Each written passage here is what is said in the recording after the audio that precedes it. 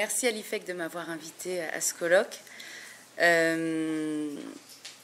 on m'a dit aujourd'hui, je vous montre quand même, on m'a demandé si j'avais mis une tenue de surveillant de détention. Et non, j'ai même pas fait exprès de mettre du bleu marine avec un truc... voilà, c'est comme ça en détention. Les surveillants de détention, ils sont habillés un peu en bleu marine. Et, voilà, mais j'ai pas fait exprès, je vous jure. C'est rigolo, c'est le petit truc.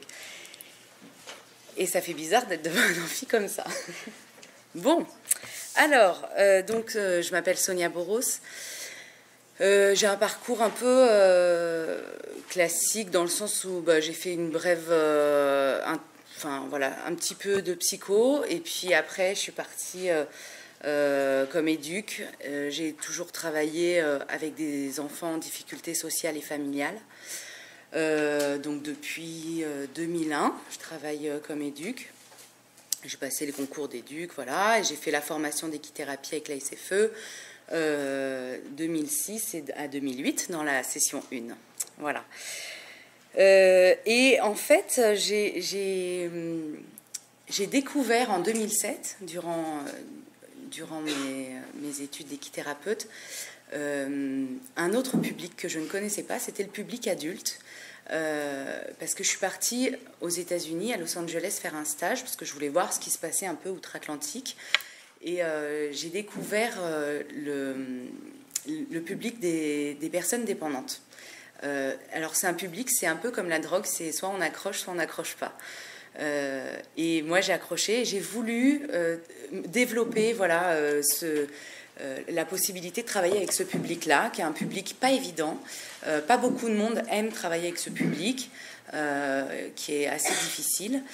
Et donc j'ai fait ma recherche là-dessus, et je me suis spécialisée. J'ai été faire la formation en Belgique avec la formation IGALA, donc la méthode le modèle américain que j'ai découvert aux États-Unis, que j'ai fait découvrir à d'autres qui sont ici présents dans cette salle. Et donc voilà, j'ai commencé à travailler avec le public des addictions. Et qu'est-ce que je peux vous dire encore? Ah oui, alors du coup, voilà, je me suis spécialisée dans les addictions. J'ai ouvert Soéquithérapie en janvier 2009, et mes 2 premières patientes avaient des troubles alimentaires. Donc j'étais plutôt contente d'avoir bien fait passer le message sur ma spécialité dans les médias de ma région. Et j'ai démarré comme ça. Et après, je me suis dit, c'est bien d'être dans le soin, mais pourquoi pas être dans la prévention aussi. Et puis, comme vous savez, ça a été dit un petit peu avant tout à l'heure, on n'arrive pas forcément à gagner sa croûte en faisant que de l'équithérapie. Donc, j'ai cherché un job, on va dire, d'éduc-spé, puisque c'est ma première formation, dans une association. Donc j'étais donc référente santé-justice à l'ANPA, donc l'Association nationale de prévention en alcoolologie et addictologie. Et donc là-bas, non, c'est pas encore. Et donc là-bas, j'ai commencé à travailler avec ce public de détenus, donc en mars 2010, et la directrice du bâtiment du SPIP, du service de probation, d'insertion et de probation, je ne sais plus comment ça se dit, bref, me dit c'est intéressant ce que tu fais, l'équithérapie, ça serait bien qu'on puisse le monter aussi pour le programme courte peine, le programme dans lequel j'intervenais sur le sujet des addictions et de la prévention. Et on a monté un dossier, on a répondu à un appel à projet de la Fondation A.E.P. Sommer, on en a parlé encore ce matin, et on a eu un financement pour 3 ans, donc 2011, 2012, 2013, avec 4 sessions, donc 3 par an, 4 par an, 2 de 3 séances et 2 de 4 séances, selon les bâtiments et le programme. Donc, alors les clés vers la sobriété et la liberté, donc ça c'est le titre que j'avais mis. Ah oui, donc il n'y a plus d'effet de surprise, moi non plus. Il n'y a plus rien. Ça a été remanié, quoi. Bon. Alors, donc, comme vous pouvez le voir, tout s'est passé à l'UCPA de Bois-le-Roi. Donc 3 ou 4 séances, comme je vous le disais, c'était des séances de 2 heures. Donc eux, quand même, ça leur prenait... Ils déjeunaient pas. Hein. C'est-à-dire qu'il y a eu des fois où même les surveillants avaient oublié de prendre le panier repas. Donc ils partent, parce que même si la séance était par exemple à 4... c'était pas par exemple, c'était de 14 heures à 16 heures, ben, ils partaient de leur cellule à midi. Et parfois, ils partaient pas de la maison d'arrêt avant 2 heures moins le quart. Donc, pour vous dire qu'ils arrivaient en retard, de toute manière, parce qu'il y avait un souci, un machin, s'il faut faire passer une ambulance ou un truc, enfin bon, faire sortir quelqu'un, rentrer quelqu'un, j'en sais rien. Il y a toujours des imprévus avec la prison. Et ça arrivait qu'ils ne mangent pas. Et ils étaient toujours contents de venir. Et ils disaient rien et ils mangeaient en rentrant. Et ça, j'ai trouvé ça génial, tout ça pour dire ça. Nombre de détenus, il y en avait 5. C'était donc une prise en charge groupale. Et donc, on a travaillé autour de 5 clés. Donc, j'ai voulu mettre en place quelque chose qui puisse leur servir. En fait, je voulais leur donner des clés pour qu'ils puissent s'en servir après. Pendant la détention aussi, mais après aussi. Donc, j'ai monté tout un programme sur 3 ou 4 séances. Donc, les causes, enfin la cause, la sobriété, les émotions, la communication et la liberté. Donc, la clé de la cause. Donc, sur la première séance, les détenus font connaissance avec les chevaux.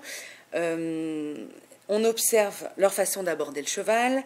On commence à comprendre comment ils fonctionnent, comment ils se déplacent, quels risques ils prennent, parce que vous allez le voir, j'ai un petit film après, ils prennent des risques, et après on peut faire le lien avec les risques qu'ils prennent dans la vie, dans la société, et quand ils vont passer à l'acte, justement. Et donc, sur cette première séance qui est fondamentale, c'est le début des prises de conscience. Ils vont pouvoir commencer à identifier le lien avec leur histoire. Et à l'aide d'un panier rempli d'objets, je leur demande de prendre 2-3 objets qui représentent leurs difficultés. Alors, leurs difficultés, des fois, c'est pas évident. Et des fois, ça fonctionne. Ils vont prendre, vous verrez dans le film, mais par exemple, une poupée Ken avec un paquet de cigarettes, et ils vont vous expliquer que ça, c'était le père qui l'a battu pendant des années, et que de cette fragilité est née une addiction, le paquet de cigarettes représentant la drogue. Voilà. Donc ils vont pouvoir vous parler comme ça, enfin me parler en tout cas, et au groupe, de leur histoire grâce à ces petits objets. Et donc c'est là que démarrent les prises de conscience. Ensuite, je leur demande de garder ces objets quand tout le monde s'est exprimé et de construire un chemin ensemble. Donc là, ça permet aussi de voir un peu comment ils fonctionnent ensemble. Je leur demande de construire ce chemin avec les obstacles, avec tout ce qui va représenter leurs difficultés. Donc ils vont disposer sur ce chemin les objets qu'ils ont pris juste avant, et c'est le chemin vers la sobriété et la liberté. C'est ce que je leur explique. Et là et là c'est vraiment étonnant. C'est vraiment étonnant la façon dont ils peuvent s'exprimer sur leur histoire, quoi. Ils parlent d'eux assez... je ne sais pas si c'est le cheval, si c'est le manège, si c'est le fait qu'ils soient en dehors de la prison. Parce que moi, je les connais aussi en prison et en dehors, mais ceci dit, en prison, ils parlent aussi vachement bien. Donc après, je me dis, peut-être c'est moi qui les mets bien à l'aise. Mais bon, ok, ça fait pas rire. Pardon. Je me lançais une petite fleur. C'est difficile pour moi, là, d'être là. Et donc, voilà. Donc voilà. Mais en même temps, ça veut dire que vous êtes bien concentrés, c'est bien. Voilà. Donc, on passe à la deuxième clé, qui est la clé de la sobriété. L'objectif, c'est de prendre conscience de ses consommations, savoir dire non.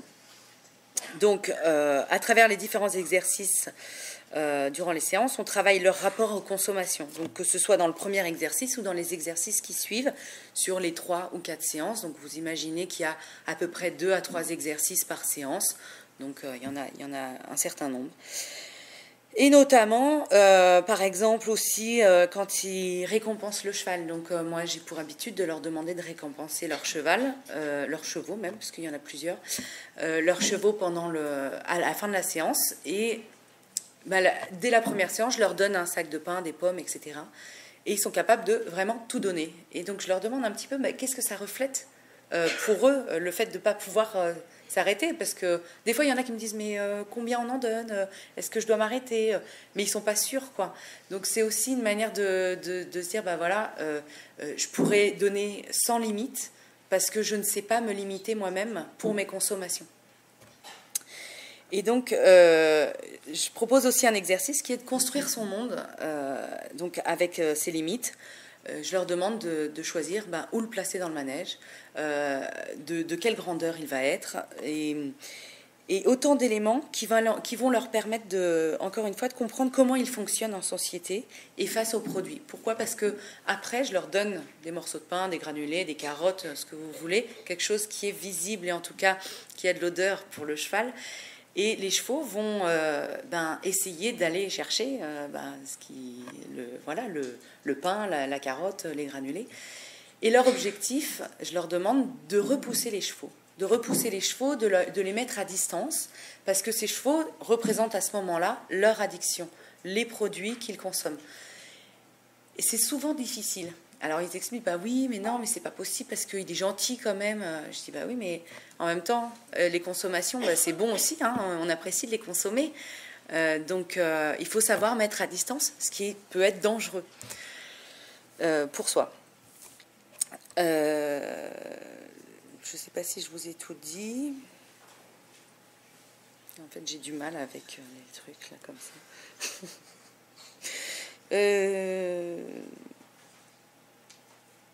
Voilà, c'est bon, je pense que c'est bon. Alors, on va passer à la clé. Ah, si, il y a des petits trucs qui sont restés quand même.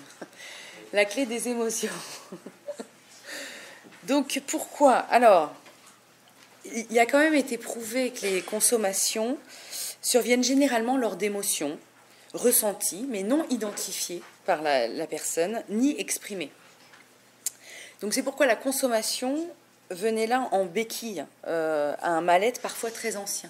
Je leur explique souvent que c'est comme quand on se casse une jambe, on a une fracture ouverte, et là, on va prendre des béquilles, ça va nous soulager. Seulement, on n'est pas allé voir le chirurgien, le médecin qui va nous réparer ce traumatisme, et du coup, on peut prendre les béquilles plusieurs fois, et ça changera rien, quoi. On va se retrouver toujours avec le même problème. Et voilà. Et la béquille, c'est l'addiction, c'est la consommation. Et c'est une image très parlante. En général, ça fonctionne. Je suis sûre que chez vous aussi, ça a fonctionné. Donc, j'ai voulu faire prendre conscience de cette part essentielle de la consommation et des passages à l'acte qui est l'émotion.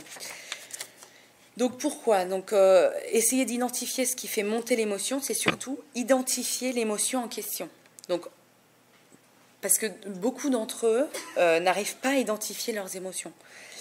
Ils sont souvent bloqués dans leurs émotions. Donc il faut après essayer de contrôler cette émotion qui arrive et donc de proposer de l'exprimer avec justesse. C'est-à-dire que si la colère arrive, il ne s'agit pas de tout casser autour de soi, bien entendu. On peut l'exprimer, mais plus modérément, et surtout en parlant de ce sentiment qui nous envahit.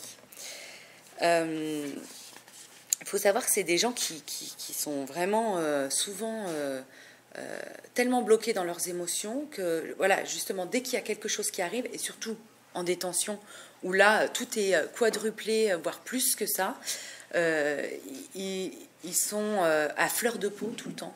Et le moindre petit truc, même par exemple le surveillant qui lui dit non, tu ne vas pas téléphoner maintenant, mais au lieu de lui dire non, tu ne vas pas téléphoner maintenant parce qu'il y a quelqu'un et tu pourras y aller dans une demi-heure parce qu'il y a déjà quelqu'un d'autre qui veut y aller, et il lui dit non, tu ne peux pas y aller. Donc là, ça prend des proportions énormes et en général, ils peuvent tout péter dans leurs cellules.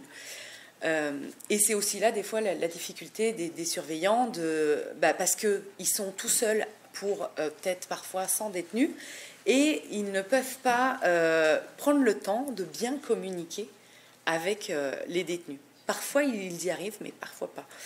Parce qu'il y a un manque aussi de ce côté-là, ça manque de surveillants. Je me dépêche. Je sens que je dois me dépêcher. J'y arrive. Donc, comment? Alors, premier exercice, je travaille avec la musique. J'aime beaucoup travailler avec la musique, même avec mes autres patients. La musique, les yeux bandés. Je leur mets de la musique, des musiques un peu différentes, qui peuvent amener des émotions différentes. L'objectif, c'est, après je leur dis, ils peuvent faire ce qu'ils veulent, marcher, danser, voilà. L'objectif, c'est de ressentir les choses, faire venir les émotions, ou peut-être parfois la lier à des souvenirs et tout ça, et danser s'ils le veulent, et c'est même encore mieux pour montrer qu'ils peuvent exprimer ce qu'ils ressentent. Si c'est de la joie, en général, voilà, ils vont commencer à danser. Enfin bon, si c'est de la tristesse, parfois, c'est compliqué aussi à gérer. Et voilà. Et cet exercice, je leur demande les yeux bandés pour pas qu'ils aient ce regard de l'autre, de se sentir jugés par rapport à ce que l'autre va faire. Ça, c'est difficile aussi. Deuxième exercice, à cheval, relaxation, où là, il y a aussi savoir faire. Il y a un truc de lâcher prise, faire confiance aussi à l'autre détenu, parce qu'en plus, il faut savoir que les 5 ne se connaissent pas forcément. Parfois, ils se sont croisés en promenade ou dans des ateliers, mais voilà, ils ne se connaissent pas. Donc, il faut faire confiance à l'autre. Et d'ailleurs, souvent, il se crée des amitiés comme ça. Et donc, il faut faire confiance à l'autre parce que c'est l'autre qui va tenir le cheval. Moi, je vais être plutôt au milieu. Parfois, je m'approche pour rattraper quand ça tombe. S'ils ne sentent pas qu'il tombe, parce que ça arrive aussi, ils ne sentent pas qu'il tombe. Et donc, je suis là pour gérer le risque d'accident. Et donc, la clé de la communication... Ah non, il y en a encore une après. On se dépêche. Donc, on avait parlé, voilà, notion de lâcher prise pour les émotions, tout ça. Clé de la communication. Donc, c'est souvent ce qui fait défaut. Je vais lire alors, ok. Donc, la communication est souvent ce qui fait défaut à cette population, c'est ce que je vous disais. Et la violence vient donc souvent pallier à ce manque. L'objectif des exercices permet de réapprendre la communication avec le cheval, mais aussi avec le groupe. Ils comprennent, grâce aux exercices, comment ils fonctionnent dans leur communication. Comment je communique un message, comment je vais recevoir le message et l'entendre et du coup me mettre à l'action après.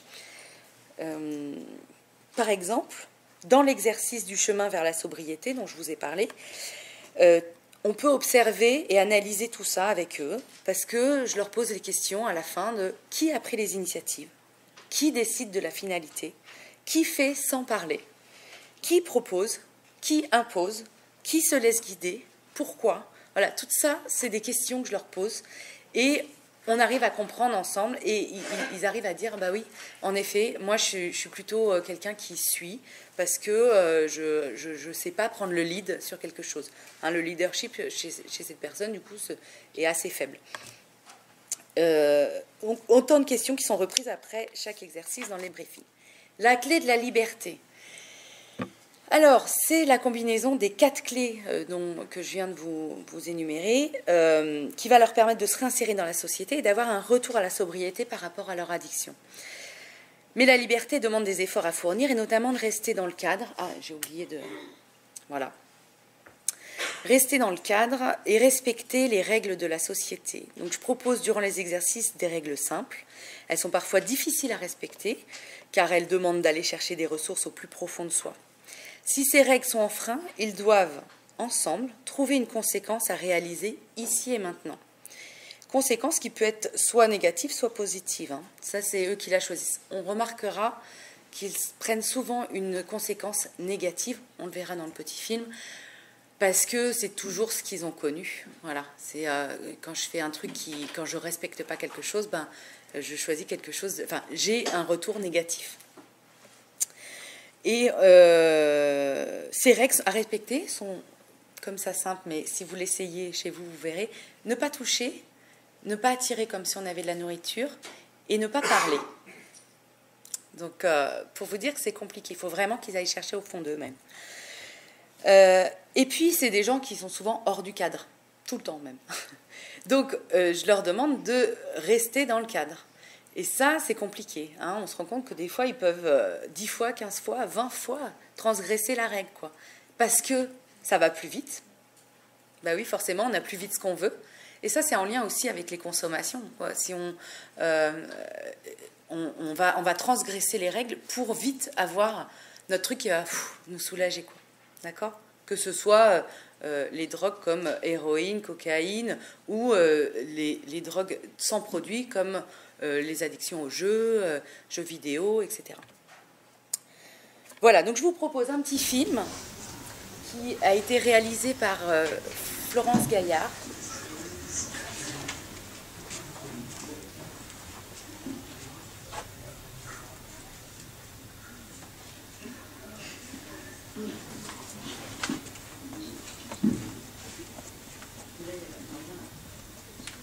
Attention.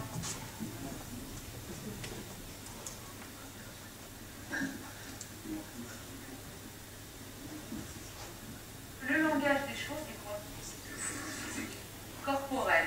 Voilà. Et ouais.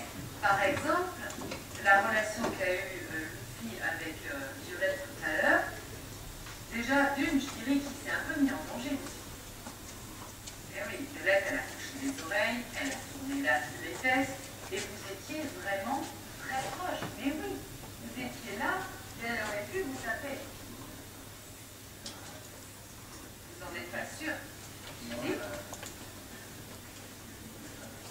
Alors, vous avez une mauvaise âme, c'est qu'elle peut, en tout cas, ressentir tout ce qui se passe à l'intérieur de vous. Allez les copains, on joue. On dirait pas de problème, c'est ça. Alors, moi j'ai pris ces deux objets parce que par rapport à la consommation de drogue et par rapport au fait que je cambriole beaucoup pour me procurer de l'argent, je pars aussi sur une base de l'adrénaline, Ouais. de la vitesse. C'est quelque chose qui m'excite, qui me pousse aussi à faire des choses.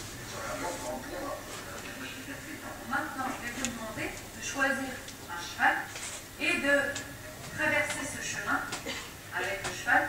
Et quand vous passez devant les objets, trouvez un mot pour chaque objet. Si vous avez deux objets, deux mots, et dire très haut, très fort ces deux mots-là, ou ces trois mots-là, ou ce mot-là, qui représentent vos difficultés. Et je vous demande du coup d'aller jusqu'au bout. Enfance heureuse. Ouais. Premier d'une fratrie de trois. L'aîné, le chouchouté, le meilleur, soi-disant, enfin, le plus aimé pour moi. Trop coulé. Arrivé à la fin de l'adolescence.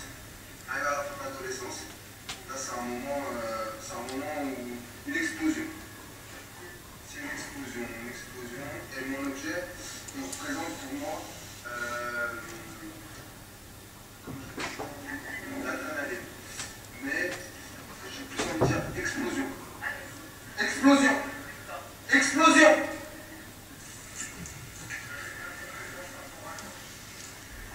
Ah, ils ont pas le moral comme nous. Ouais, ils en prennent le moral. Qu'est-ce qu'il y a de différent là comparé à la dernière fois? Bah, la dernière fois, je essayais de savoir qui on était. Ouais. Et là, ils m'ont fui. Là, ils ont fui. Ok, d'après vous, pourquoi ils sont dans dans ce mouvement-là alors qu'ils n'étaient pas la dernière fois? Je peux pas vous dire. Ok. Alors on y va. On va poser la tête sur le coussin, relâcher la tête, on ferme les yeux, on se relâche, on respire, on relâche les épaules, on pose largement sur le dos du cheval.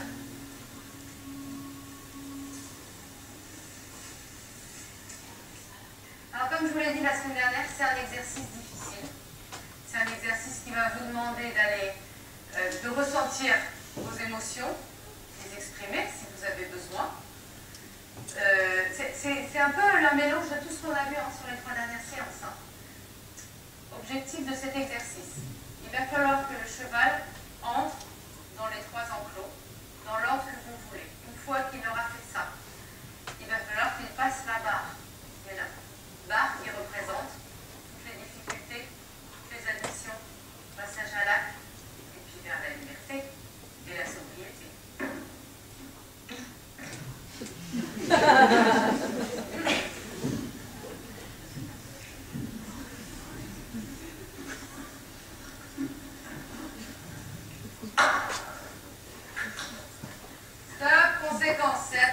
si vous aviez de la nourriture.